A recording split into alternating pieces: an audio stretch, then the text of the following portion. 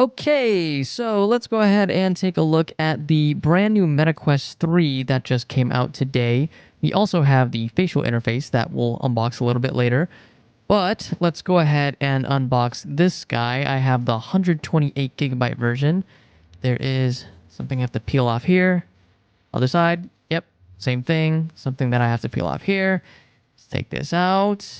Okay, all cardboard. I'm not a fan of the way this was presented, to be honest, but it's about what's inside. So let's go ahead and open this up. The controllers feel about the same. Same weight, same feel. It just doesn't have the rings around it, to be honest. So let's go ahead and put those to the side there. And then we have the Quest itself. Wow. This is not what I was expecting. It's just as heavy as the Quest 2. It's like half the size, but it's just as heavy. Let's see what's in here. Oh, okay. We have the, looks like the charging port and stuff. And oh, dropped the stuff in there. Look at this charging brick. It's a circle. Oh, it's a cylinder. Interesting. Okay, this is our USB-C cylinder. And then let me see what I dropped in the box here. Oh, we just have the charging wire here as well. And I think that's all that's in the box. Let's take a look at the headset itself. There's the 3 cameras. We have the pupillary distance. And then you have the volume at the bottom. You have... Ooh, let me take this off really quick.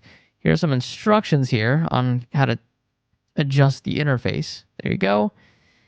And this is actually really good for my folks with ponytails as well, because that was a little bit of a sore spot last time. You got USB-C, the power button down there, and then you have a peripheral camera at the bottom there, as well as the 3 cameras in the front. And then on this side, you have another peripheral camera, and then you have the 3.5mm headphone jack, very sneakily placed. Let's take this. Whoa! These pancake lenses are huge compared to the Quest 2. I like it. Okay, let's go ahead and take out the thing here so the battery can start working. Yo, this is not coming off. How do you... What the heck? There's a button here. It's so small and subtle. Press it real quick. There it goes. It pops off. You know, it'd be really helpful if somebody told you that that was a button. All right, take that battery out, put it back in there. Okay, cool. Stick that back in. Let's do the other one. Button, pop off. Take this out. Okay.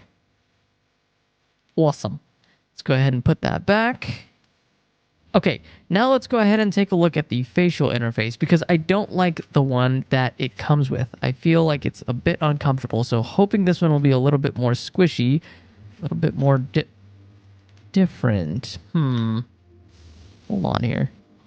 Yo, is this facial interface the same exact one that comes with the Quest? It's just a different color? Hold on, man. Let me take this off, Rip. Man, okay. For those of you that are looking at the facial interface, it's the same exact one that comes with the Quest.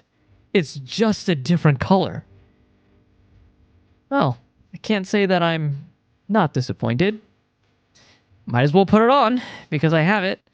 I do like the contrast in color, but I do not think it was worth that money, especially because it's just the same thing.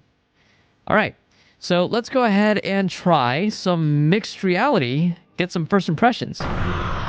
Hey, yo! This is wild! It looks so clear, too. Look at that. The parts are landing on different parts of the floor. It's all on my couch. Oh my god, yo. This is legit. This is a huge step up from the Quest 2 in terms of pass-through. It looks really clear. Whoa. My god. Oh, it can scan through walls and stuff. This is sick. All right. Yeah, let me play with this for a couple weeks, you guys. And I'll report back with our full review in a couple weeks. Till then, I'll catch you guys later. All right. Peace.